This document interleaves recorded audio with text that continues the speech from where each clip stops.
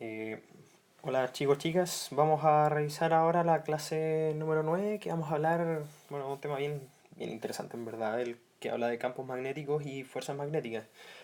Echémosle una miradita al tema de los indicadores de logros y ver cómo avanzamos. Ok, estos son los indicadores de logro y los objetivos del día, bueno, día comillas, de la grabación de hoy. Y principalmente vamos a hablar del problema de los campos magnéticos y la fuerza magnética y algunas de las interacciones que tienen los campos con las partículas cargadas. En este caso pueden ser, vamos a ver una perspectiva un poquito más atómica, pero vamos a hacer los comentarios macroscópicos que correspondan para que se pueda entender más o menos los conceptos. ¿Ya? Bueno, ya sabemos que el tema de los objetivos del curso no se puede completar totalmente por el tema de que no son clases presenciales y acuérdense que em, ¿cómo se llama esto? Tenemos el inconveniente de que no podemos regular el qué cosas entregan. Entonces, la idea es que podamos tener alguna que otra actividad. Hoy día me arriesgo un poco con esta presentación porque hay una actividad presente, pero como bien sabemos no podemos monitorearla completamente, ¿ya? Así que mecanismos un poco más avanzados lo vamos a ir haciendo con el paso del tiempo. Sus indicadores de logro para que puedan tener más o menos conciencia de cómo van avanzando y el resto, bueno, partamos.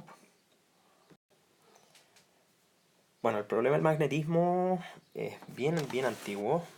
Incluso se remonta a épocas anteriores bueno, antes de Cristo, para que vayan sabiendo. O sea, no eran formales los estudios, pero sí se sabía bastante bien cuáles eran los efectos. Entonces, bueno, dentro de los primeros registros formales podemos hablar de un personaje bien particular y que, bueno, fue Tales de Mileto. En este caso, sí, es el mismo Tales que el del teorema y que el tipo es bien famoso, bueno, además del teorema que nos permitió, por ejemplo, saber algunas de las proporciones que tiene el Sol con respecto a la Luna, etcétera, porque este tipo fue la primera persona que pudo predecir un eclipse solar, al parecer en este planeta, porque realmente el tipo era muy inteligente y dentro de sus logros están esos, por ejemplo, predecir el eclipse y, bueno, tener, en nuestro caso, tratando de aludir un poquito a nuestro problema, los primeros registros de los efectos de piedritas que se podían atraer entre sí, que en este caso tenían que ver con esta roquita que está detrás, que es magnetita. Vamos a hablar de ella en un rato más, así que de alguna forma vamos a vincular los trabajos de este señor con alguna de las perspectivas del magnetismo. Bueno, la cuestión es que este tipo hay que leerlo, o sea, realmente es muy interesante, o sea, la historia, este tipo tiene muchas historias, era conocido como uno de los siete sabios de Grecia y no por cualquier cosa, de hecho, si es que les interesa un poco leer al respecto, este tipo siempre estaba pensando en cómo hacer algunos estudios respecto del diario vivir, pero obviamente aludiendo a filosofía un poco más robusta.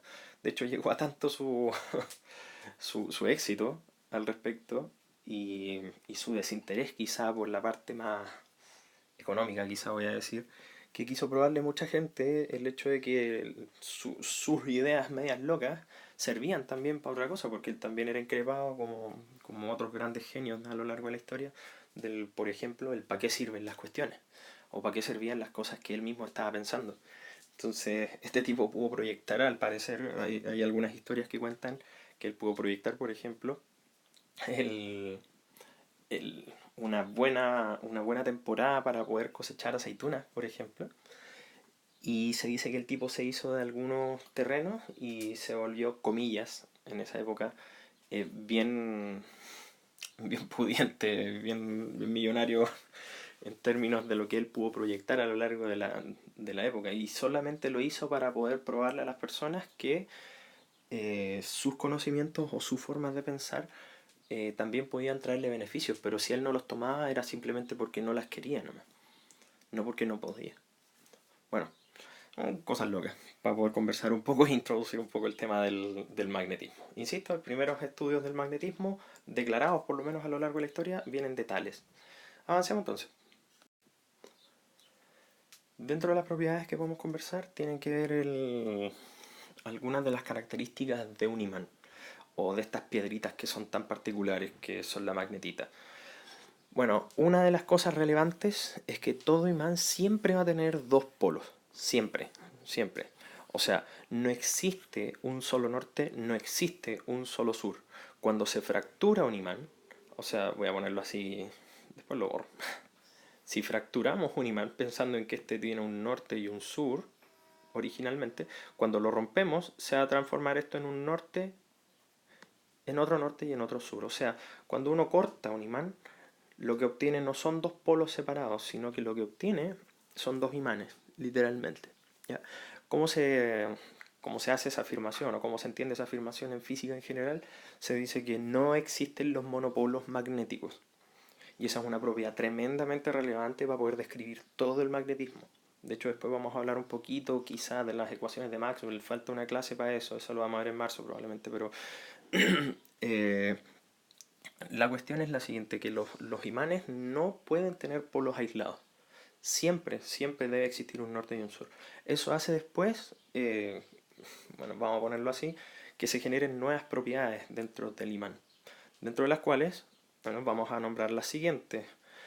Perdón. Los polos del mismo nombre, o sea, norte y norte, o sur y sur, se repelen. Y polos de distinto nombre se atraen, o sea, norte con sur se atraen y sur con norte se atraen. ¿Ya? Y el último comentario que podemos hablar también tiene que ver con el tema de los monopolos, así que vamos a mostrar un diagrama aquí.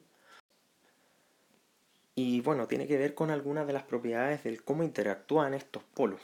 En estricto rigor, decir que un imán justo en el medio tiene la separación de un norte y un sur es un poco simplista de hablar, porque realmente para poder estudiar el magnetismo, insisto, es una de las disciplinas más apasionantes que existen en la física y porque es una fuerza que miren, todas las fuerzas son invisibles en muchos aspectos porque tienen que ver con interacción entre cosas. Pero el magnetismo en este aspecto es muy, muy místico desde el punto de vista eh, cotidiano. Las personas cuando juegan con imanes pueden visualizar los efectos de la fuerza magnética en sí, pero no así con la fuerza eléctrica, por ejemplo, o la fuerza gravitacional, que a pesar de que la vivimos todos los días, no muchos somos conscientes. Entonces, ¿qué es lo que pasa? El hecho de que existan, o no existan, perdón, monopolos magnéticos, hace que nosotros tengamos una pieza, por así decirlo, completa, pero que tiene una interacción entre sí. O sea, un norte va a interactuar con un sur de tal manera que hay algunas líneas que vamos a llamar nuevamente campo, que interactúan de norte hacia el sur. Y las líneas para un imán no son como las del campo eléctrico. O sea que, por ejemplo, imaginemos que aquí hay una partícula positiva, las líneas salen y no vuelven a cortarse. En cambio, en este caso, bueno, son líneas abiertas, perdón, en el caso anterior. En el caso de un imán, las líneas siempre deben ser cerradas, absolutamente cerradas. Entonces, si se sale desde un norte una línea, entonces esa línea siempre va a desembocar en un sur. Las líneas de un imán siempre tienen que estar cerradas. Y eso es una propiedad del que no existan monopolos magnéticos. Siguiendo más o menos la misma línea y ahora formalizando un poco el estudio, si se fijan, miren, esta es una imagen obtenida de un imán puesto sobre limaduras de hierro. El hierro es uno de los materiales interesantes porque el hierro siente la influencia del campo magnético y curiosamente cuando uno tira un imán arriba de un montón de hierro picado, de hierro picado, se van a generar estos patrones que describen el campo, como lo habíamos visto en el caso del campo eléctrico, pero en este caso es el campo magnético. Es fácil identificar la forma, pero es difícil ver, por ejemplo, a no ser que se los declaren cuál es el norte y cuál es el sur, desde dónde hacia dónde van. Se los deben decir. Y además de eso, bueno, con el paso de los años y ya con matemática un poco más avanzada, que son historias realmente muy, muy interesantes, les voy a recomendar algunos videos ahí dentro del video en YouTube como para poder mirar, pero aparecen nuevos estudios y, bueno, se puede entender lo que es la fuerza magnética. O sea, el campo magnético interactúa de tal manera con las partículas que genera ciertas fuerzas o ciertos cambios en su aceleración o su movimiento, perdón. Entonces, bueno, ¿cómo caracterizar esa fuerza? Simplemente se estudió, bueno, y por algunos errores de la vida y algunas otras genialidades de parte de algunos científicos, se descifró el hecho de que la fuerza magnética es directamente proporcional a la carga, que curiosamente en este caso debe estar en movimiento, y bueno, haciéndole producto cruz al campo magnético que vamos a llamar con la letra B mayúscula y B larga. Bueno, ¿cuáles son las cosas relevantes? Un campo magnético siempre se va a visualizar cuando las cargas se muevan. Siempre. O sea, debe haber algo moviéndose. Es un problema de movimiento, no es un problema de una propiedad de la partícula. Y eso es súper entretenido. ¿Por qué? Porque uno podría tener una partícula, por ejemplo, moviéndose. Vamos a pensar que el puntero es la partícula moviéndose. Y uno puede observar, por ejemplo, que aparece un campo magnético en ella. Pero si ustedes hacen el ejercicio de dejar una partícula quieta, por ejemplo, que en este caso es mi apuntador, mi, mi láser digital, pero ustedes mueven la cabeza y ustedes van a creer que este punto se mueve, obviamente. Incluso en esa situación van a ver un campo magnético también. O sea, no importa si es la partícula la que se mueve o son ustedes los que se mueven por tener, o sea, tener conciencia de una partícula que está detenida con respecto a un sistema de referencia. Lo que importa es que exista movimiento y ese movimiento va a hacer que aparezcan campos magnéticos. ¿Ya? Es una de las cosas más raras que podemos hablar, pero bueno, así se escribió la naturaleza, pues uno de alguna manera se preocupa de escribirla nomás. Bueno, y bueno, como también podemos hablar, aquí una segunda mención dice, ocurre también un campo magnético cuando existe una interacción entre una carga eléctrica que está entrando a un campo eléctrico, o sea, palabras sencillas, o sea, si hay un campo dado por una partícula, que yo lo voy a dibujar acá, porque si no se va a confundir un poquito en la explicación. Si tenemos una partícula que está cargada y que tiene un campo así, al moverse otra partícula a lo largo de él, vamos a ponerlo así, y voy a poner con el puntero, y se mueve a lo largo de este campo, entonces también aparecen efectos de fuerzas magnéticas, ¿ya? O de campos magnéticos en estricto rigor, ¿ya? Bueno, lo que pasa acá es bastante simple entonces, la fuerza es directamente proporcional a la carga que se mueve, pensemos que esta es la partícula que se mueve en un campo, y directamente proporcional a su velocidad, o sea, mientras más rápido se mueve, más intensa va a ser la fuerza, y mientras más intenso sea el campo magnético, más intensa va a ser la fuerza. Algunos comentarios respecto de las unidades. Bueno, obviamente la fuerza se mide en Newton, la carga se mide en Coulomb, la velocidad se va a medir en metros partidos por segundo, y esta es la importante, porque estamos hablando de él, y bueno, ¿en qué se mide? Bueno, aquí hay un montón de historias detrás que no puedo contar tal cual, pero eh, se pone la unidad de medida en honor a uno de los mejores inventores que ha tenido la historia y se mide en teslas. Ya con la letra T mayúscula, no confundir con el tera, que es un prefijo. Y eso, ¿ya? De hecho aquí me equivoqué, vamos a corregirlo al tiro como un comentario dentro del video. Teslas, que es la unidad de medida, se escribe con T minúscula porque es la unidad de medida, ¿ya? Y bueno, Tesla sería con mayúscula, que es el apellido de Nikola Tesla.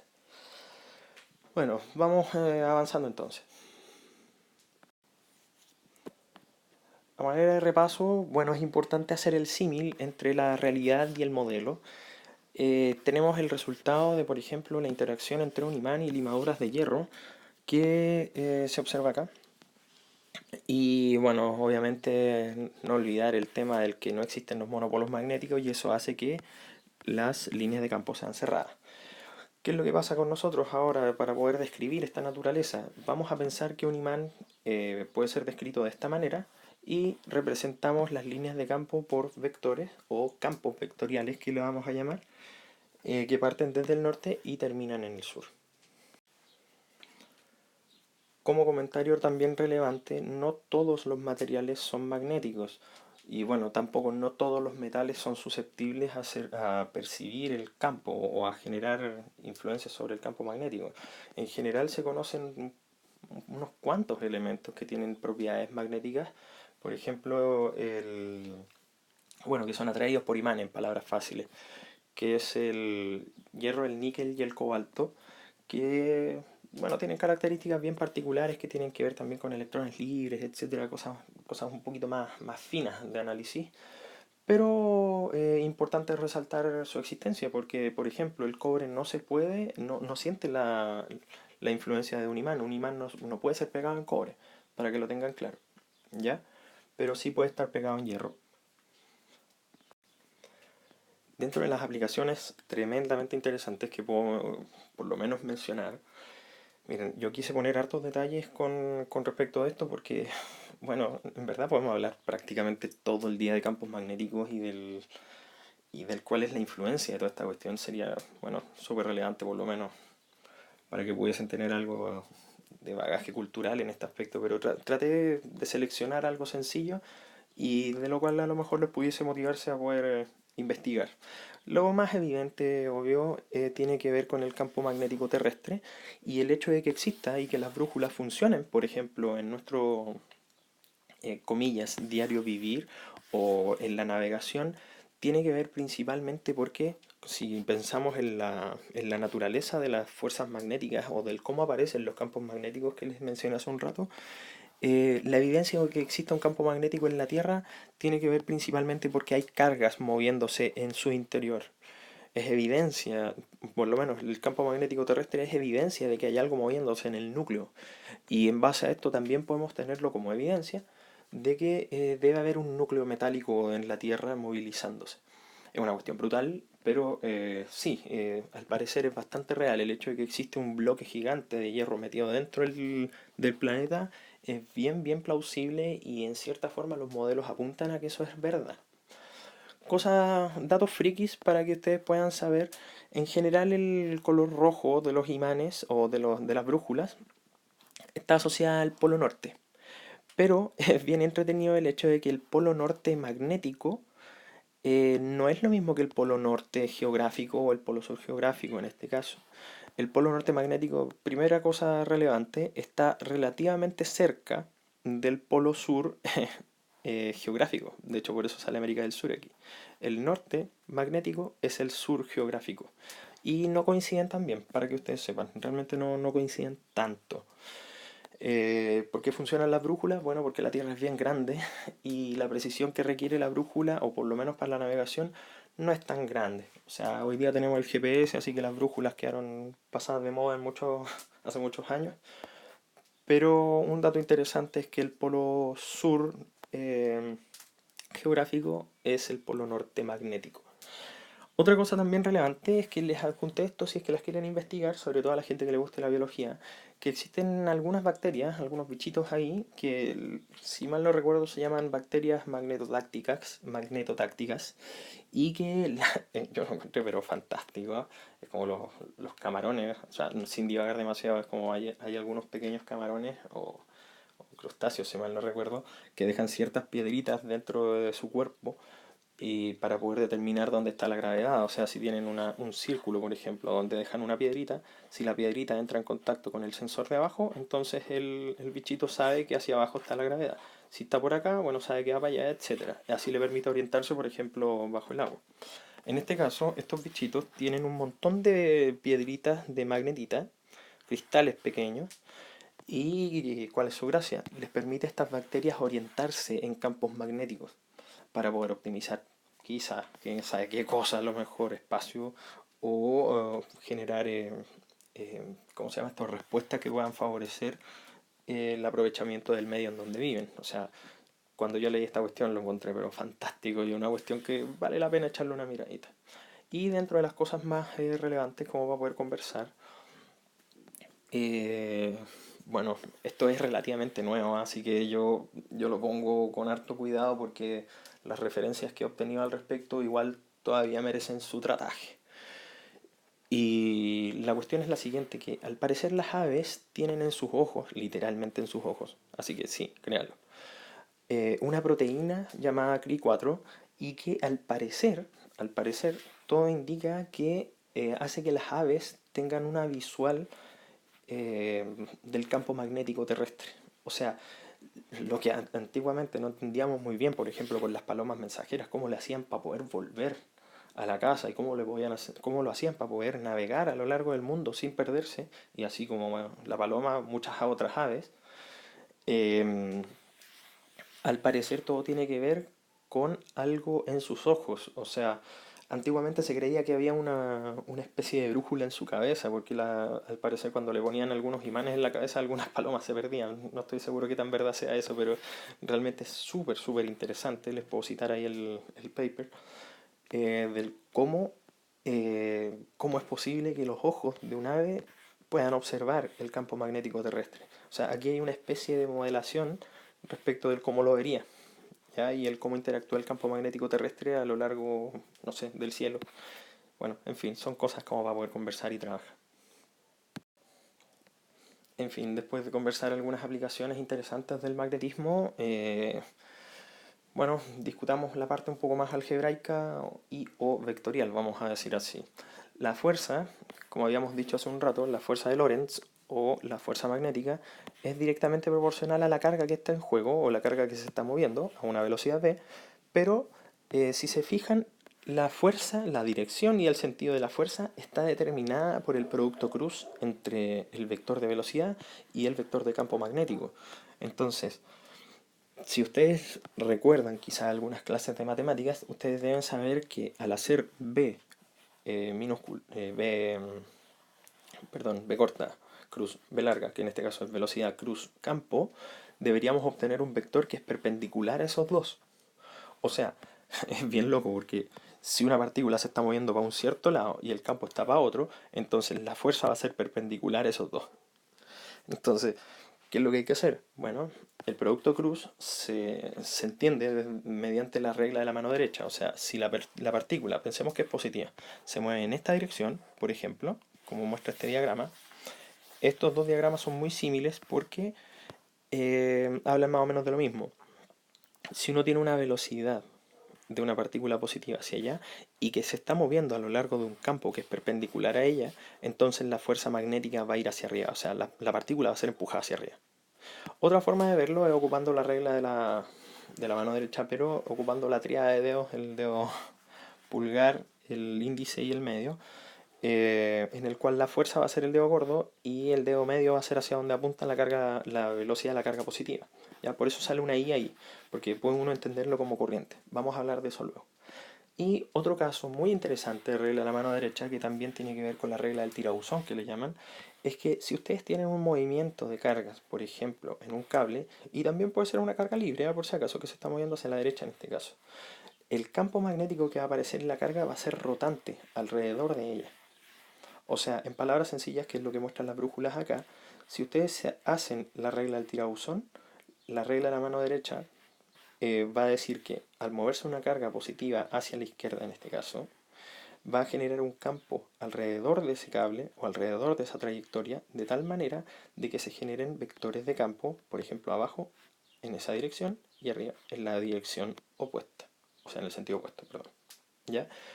Eh, Quizá, como para poder ilustrarlo mejor, vale la pena mostrar un ejemplo porque realmente es súper, súper difícil. De hecho, voy a ver si es que lo podemos hacer así rápidamente.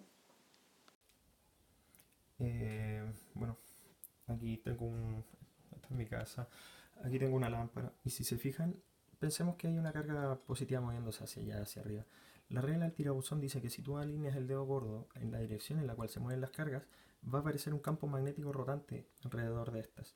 Entonces, si uno quisiera describir un norte o un sur, el norte va hacia donde apunta este vector de campo, o sea, va a ir alrededor. Hacia allá va el norte, punta del dedo hacia el norte y aquí está el sur. Entonces va a ir así, todo el rato.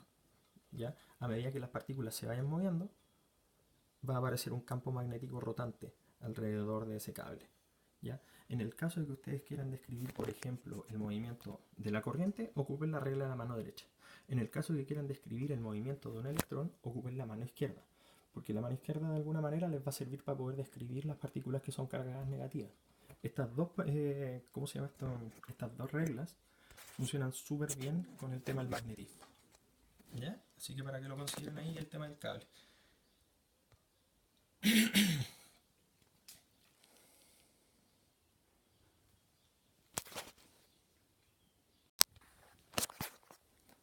qué es lo que pasa con el movimiento de una partícula en un campo magnético.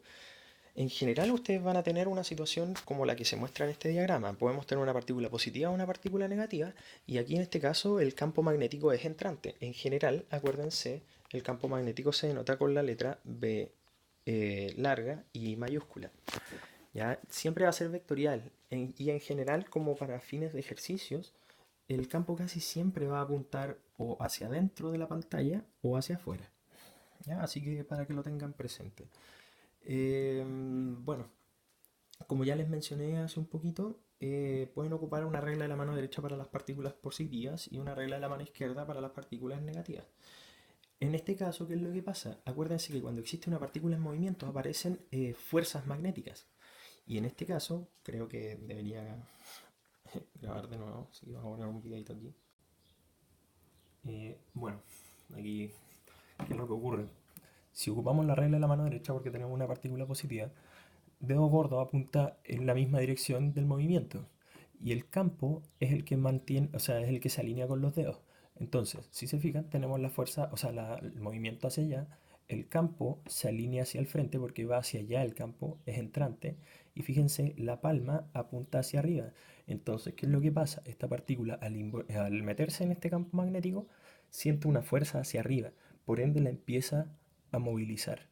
Un caso interesante es ese de acá, que está también declarado dentro de la diapo, que es el último punto, pero fíjense, es imposible alinear la velocidad v con el campo magnético en exactamente la misma dirección. O sea, tenemos la partícula para allá, pero chuta, no tengo cómo poner, o sea, podemos poner los dedos así, pero la regla de la mano derecha no dice eso. Entonces, obviamente, cuando tenemos un caso de este tipo, es súper entretenido el hecho de ver que cuando la velocidad y el campo magnético están en la misma dirección y sentido, no aparece fuerza magnética, no existe. Entonces la partícula pasa de largo. Vamos a hablar de ese caso después. Y bueno, les dejo propuesto el problema de la partícula negativa para que puedan darle una miradita y ver cómo se confirma el hecho de que la partícula se mueve para abajo, ya con la fuerza de Lorentz aplicándose hacia abajo. Bueno, aquí me arriesgo un poquito, la idea es poder interactuar, comillas, ustedes con el video, no con ustedes porque obviamente no voy a saber en qué momento van a estar viendo el video, pero les dejé aquí una pequeña actividad para que puedan tratar de identificar cuáles son las partículas que están movilizándose en este campo. O sea, fíjense que si ustedes hacen el ejercicio de ocupar la regla de la mano derecha o la mano izquierda y poder predecir, por ejemplo, hacia dónde va la fuerza, en este caso o en este caso, uno puede hacer el análisis y saber literalmente qué carga tiene cada partícula y más o menos con qué velocidad va. Acuérdense que la fuerza se vuelve intensa cuando la velocidad es mayor. Entonces, o bueno, también podemos pensarlo cuando la carga es mayor. En este caso nos están diciendo que hay situaciones mostradas y se supone que todas las partículas pasan por los campos, las partículas que pasan por los campos viajan a la misma velocidad. O sea, todas estas partículas están viajando inicialmente a la misma velocidad. Entonces, ¿qué es lo que hace que una se curve más o se curve menos? Entonces ahí hay que pensar el tema de la carga y etcétera. ¿Ya? Así que pueden ponerle un poco de pausa al video y pensar un ratito respecto de cómo son o cuáles son las características de esta carga.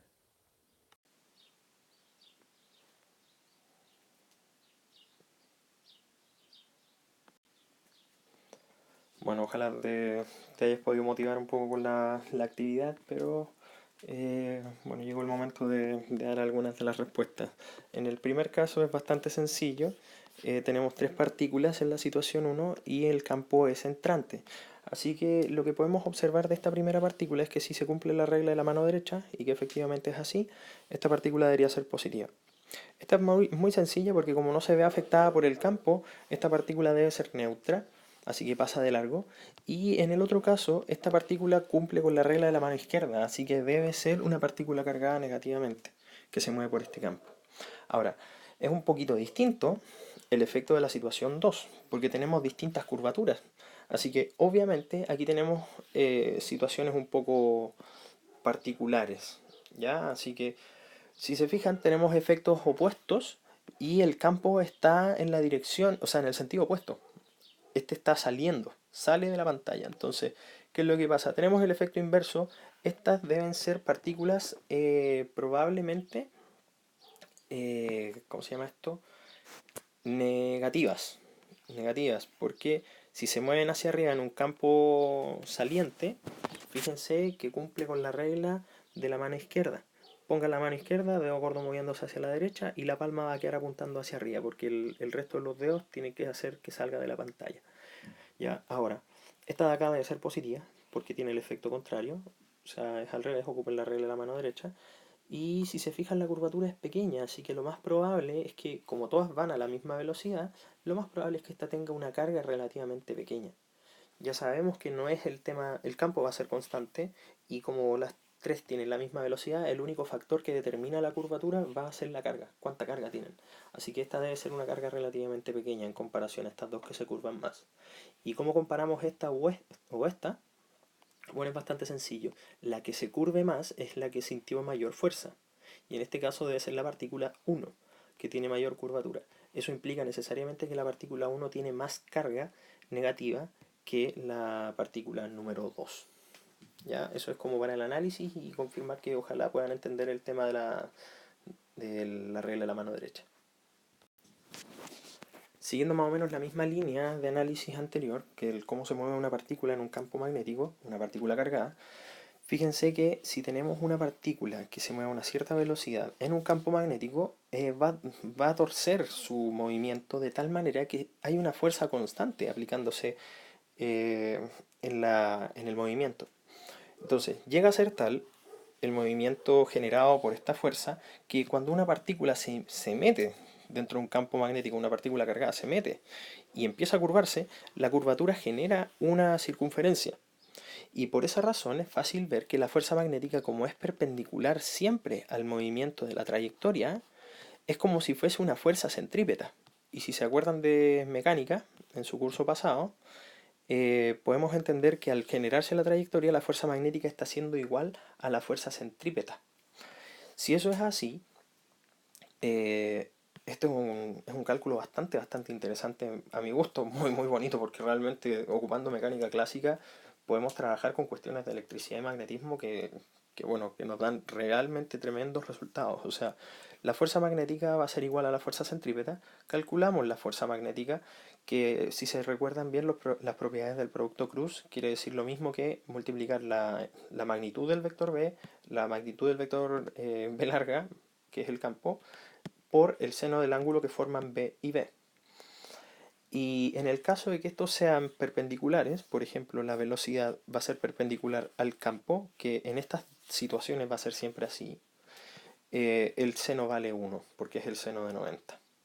Entonces, como podemos ver, podemos simplificar las B, una B aquí y esta B de acá, y lo que vamos a obtener es esta expresión, ese seno vale 1, y lo que obtenemos es una expresión bien interesante para el radio de curvatura. O sea, si uno calcula, por ejemplo, el radio de curvatura de una trayectoria que puede seguir alguna partícula, podemos, bueno, y sabiendo su velocidad o carga, podemos estimar la masa. Bueno, este es un resultado relevante. ¿En qué sentido? ¿Por qué? Porque fíjense que uno en general analiza, es difícil medir, por ejemplo, las masas de partículas pequeñas. Uno claramente no ocupa balanzas, así que uno tiene que ingeniárselas de otra manera. Entonces, ¿qué es lo que hacemos hoy en día? Se lanzan partículas de algún tipo que no sabemos cuáles son sus naturalezas en términos de masa, pero sí sabemos o podemos estimar sus velocidades, por ejemplo. Y como podemos manejar la intensidad de un campo magnético, porque pues, podemos hacerlo, después les voy a contar más o menos cómo, pero podemos hacer que manejemos la intensidad de un campo magnético, podemos manejar la velocidad de salida de las partículas, entonces podríamos estimar más o menos cuánto es el radio, siempre y cuando sepamos la carga. Entonces, como las cargas, como habíamos visto en la materia anterior, las cargas son un múltiplo de la carga del electrón, y eso se lo debemos a Millikan. Acuérdense en el experimento de Millikan, por favor, echarle una repasadita a ese trabajo. Nosotros sabemos que este valor es un múltiplo entero de la carga del electrón, entonces aquí va a haber un numerito relativamente conocido en la mayoría de los casos. Entonces, es, comillas, sencillo saber el problema de la masa. así sabemos, viendo las trayectorias circunferenciales que generan las partículas cuando las movemos en un campo magnético, podemos saber sus masas aproximadas, obviamente. O sea, son artilugios tremendamente gototos, así como para poder estudiar, pero basados en métodos súper sencillos, o sea, es una álgebra muy, muy básica. Entonces, eso es digno de notar. Ahora la cuestión es, ¿qué, ¿por qué importa tanto el estudio de una partícula cargada, por ejemplo? ¿Y qué influencia tiene sobre nosotros o qué relevancia tiene en una carrera como la de química, la de biología o lo que sea en este caso? El magnetismo es realmente relevante a lo largo de todos los estudios que uno puede hacer atómicos, pero en general para poder meterse en el mundo atómico uno tiene que entender en buena parte algunos fenómenos macroscópicos. Así que vamos a hablar un poquito de eso. Bueno, este es uno de los efectos más notables que yo les puedo mostrar. Y puse una pregunta aquí para poder motivarlos un ratito a la reflexión. Así que si pueden frenar un rato el video después de que les introduzca un poco el tema, sería fantástico porque de alguna manera, pucha, estamos en este curso para tratar de aprender a pensar y defender un poco las ideas, no sé, de rectitud que hoy día están un poco socavadas y realmente no mucho nos importa en esta sociedad, pero pucha, si no es de parte de nosotros los que queremos cambiar la actitud, la ciencia prácticamente no se ha desarrollado.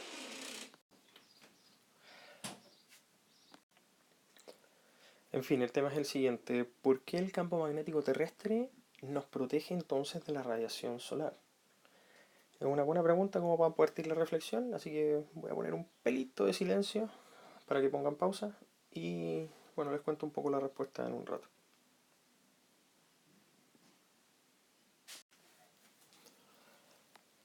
Ok, bueno, vamos entonces con la respuesta. Eh, bueno, hay mayores detalles, así que se los voy a compartir aquí en el videito que vamos a citar. Y bueno, haciendo un pequeño diagrama tenemos lo siguiente. Voy a dibujar las líneas de campo de la Tierra. Sabemos que salen desde el sur geográfico, así que tenemos algo por el estilo. Vamos a tener un montón de líneas de este tipo saliendo de acá. ¿Cuál es el problema con el Sol? El problema es el siguiente. El Sol en todas las explosiones que tiene, que son explosiones coronales en muchos aspectos, que pueden averiguar respecto de qué es eso, bota un montón de partículas que están cargadas, que pueden ser partículas positivas o partículas negativas. Hay un montón una sopa de cuestiones dando vuelta ahí. Lo vamos a dibujar con rojo. Entonces dibujemos como que es una partícula negativa. ¿Qué es lo que pasa? Esas partículas vienen viajando a gran velocidad y entonces cuando se enfrentan al campo magnético de la Tierra, pueden hacer, por ejemplo, la regla de la mano derecha aquí y ver lo siguiente, que si tenemos una partícula negativa en un campo que se mueve hacia arriba, vamos a notar que la fuerza magnética, por ejemplo, en ese caso particular, va a ser hacia allá. Esa fuerza desvía las partículas del Sol. Así que obviamente la fuerza de Lorentz es crucial para poder proteger, por ejemplo, la Tierra de estas partículas cargadas y tremendamente rápidas. O sea, es cuestión de que ustedes lo vean nomás cuando uno solda al arco. No sé si ustedes conocen este tema, pero la soldadura al arco libera un montón de partículas también dando vueltas que incluso llega a quemar la piel. Por eso se recomienda, por ejemplo, tener la piel cubierta. Si las partículas del Sol llegaran a la Tierra, literalmente nosotros estaríamos completamente muertos. Son partículas muy, muy peligrosas. Pero, ¿qué es lo que pasa? Fíjense que hay veces en que las partículas que son deflectadas pueden tener posibilidades de moverse por este lado de acá. Y fíjense que aquí tenemos un problema. Si han visto toda la presentación, aquí tenemos un problema con las líneas de campo, porque las líneas de campo tienen la misma dirección y sentido que la partícula que se está moviendo. Entonces no aparecen fuerzas de Lorentz acá. ¿Y qué es lo que ocurre en esta situación? Y en esta de abajo también, que pasa exactamente lo mismo.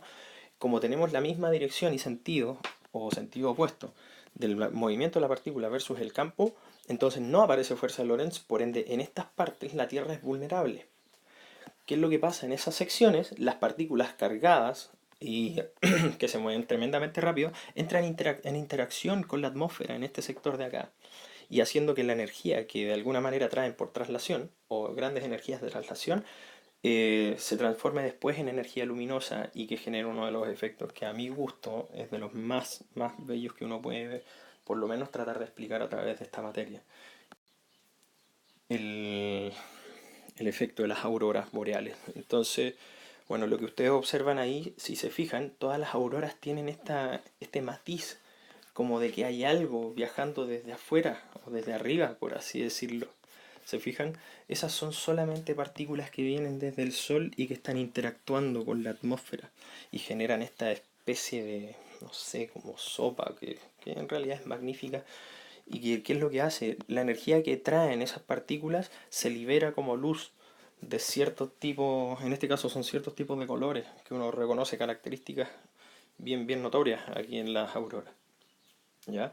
Bueno, ese es uno de los efectos tremendos y que puede hablar de química, de física y bueno, ¿para qué vamos a hablar del tema de la biología? O sea, hay biología completamente distinta en las partes antárticas o árticas. Así que, ¿cómo para poder conversarlo y ver más o menos algún estudio si es que les interesa respecto de cómo el campo magnético de la Tierra puede afectar, por ejemplo, el, la biodiversidad o la química a lo mejor de la atmósfera, etcétera? Son cosas como para poder motivar el estudio.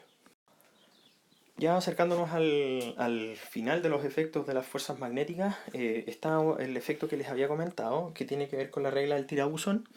Y bueno, aquí está declarada de manera un poco más gráfica. Yo acuérdense que les grabé un videito hace un ratito. Y habla del cómo, por ejemplo, aparecen múltiples, comillas, imanes alrededor de un cable en el cual se encuentran moviéndose cargas, por ejemplo. Ocupamos la regla del tirabuzón, que puede ser la mano derecha o la mano izquierda, acuérdense, pueden considerar la corriente o el movimiento de electrones. Si consideran los electrones, es la regla de la mano izquierda. ¿Ya? Bueno, ¿qué es lo que sale declarado en este sector de acá? Es que si se mueven cargas positivas en esa dirección y sentido, en este lado del cable vamos a tener un campo entrante y en este lado del cable vamos a tener un campo saliente. ¿Ya? Así que es re interesante el observar el efecto porque se produce, por así decirlo, una infinidad de imanes alrededor de un cable. Y eso produce efectos obviamente que son dignos de poder ocupar. Uno de los efectos que puede aparecer en el comportamiento del campo magnético que aparece por el cable es el del fenómeno de la espira. ¿Qué es lo que ocurre? Si uno genera una espira o un loop, por así decirlo, con un cable en el cual le pasa corriente, fíjense lo siguiente, la regla del tirabuzón habla de lo siguiente, que aparecen líneas de campo alrededor del cable. Y si ustedes la van haciendo a lo largo de al girarlo, las líneas de campo se enfrentan ahora entre sí, dentro de la espira. ¿Qué es lo que produce eso? Que la espira en sí misma se transforma en un imán. Esto es famosamente conocido como un electroimán. ¿Por qué decimos que es un imán? Porque si se fijan, las líneas de campo están saliendo por acá y están entrando por acá. Es como tener más o menos lo siguiente. Lo voy a hacer en perspectiva, ¿ya? Es como tener un imán con un norte aquí y un sur acá. Y entonces, ¿por qué es tan relevante? Porque si esto funciona con electricidad y la electricidad la dominamos, entonces es muy fácil crear imanes artificiales a partir de solamente cables, porque de hecho mientras más vueltas ustedes pueden dar en un cable, entonces más intenso se vuelve el campo magnético dentro de esa espira o de esas espiras. Eso lo que produce es simplemente un campo magnético tremendamente intenso. ¿Para qué puede servir un campo magnético tremendamente intenso? Hoy día se ocupa este invento para generar lo que se llama el resonador magnético, que hoy día puede identificar tumores, etcétera, y ha salvado una infinidad de vidas desde el momento en que se creó.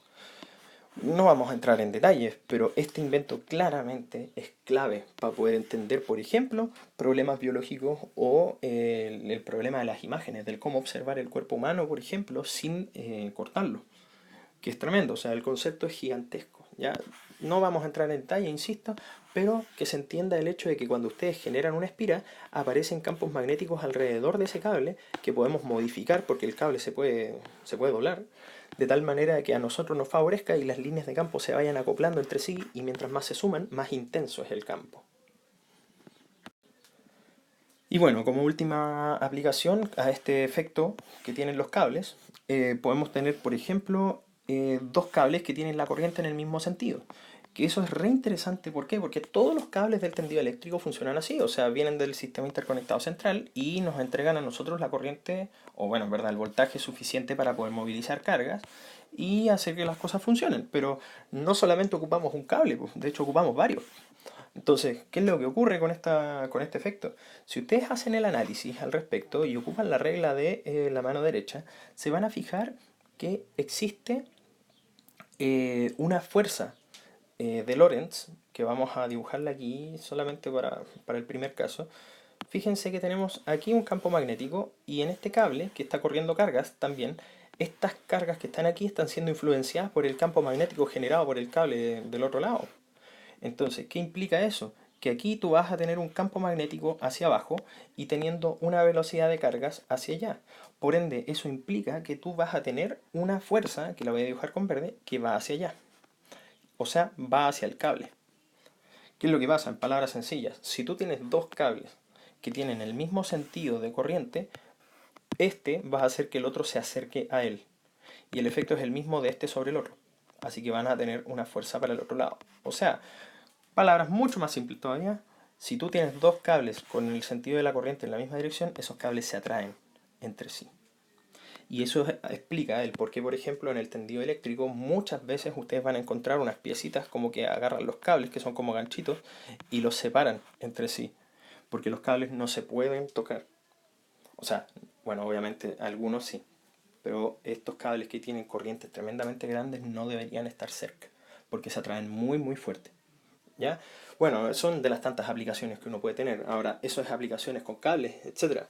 Pero acuérdense que existen estas bacterias, las bacterias magnetotácticas, que también tienen hilos de, ¿cómo se llama esto? De magnetita. Y en el caso quizás más cercano, como en el tema de la célula, podríamos pensar que si uno tiene, por ejemplo, también una membrana plasmática y en el medio tiene, por ejemplo, una proteína o un canal de cargas, fíjense, uno tiene literalmente un movimiento de cargas de un lado para otro. Cuando uno tiene cargas en movimiento, aparecen los campos magnéticos alrededor. Es exactamente lo mismo que pasa con el cable, pero también en la célula, por ejemplo.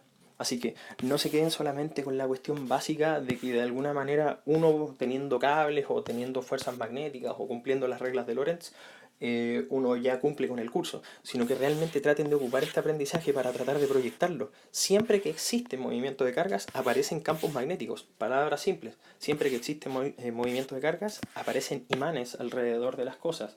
Entonces eso implica que hay fuerzas interactuando y obviamente hay patrones que analizar. Y bueno, eso ha sido nuestra clase teórica por lo menos de la semana número 9. Y bueno, no olvidar revisar el capítulo 27 del Física Conceptual y el TIPENS también para hacer algunas revisiones, algunos estudios. Espero que haya quedado claro, queden atentos al tema de las consultorías y bueno, a los videos de seminario. Que estén muy bien y bueno, espero que haya sido una buena jornada como para poder entender. Vamos a ver si es que podemos subir algunas referencias más interesantes quizá de aquí la misma clase como para que puedan instruirse, porque realmente la fuerza magnética es muy, muy, muy interesante. Cuídense, que estén muy bien.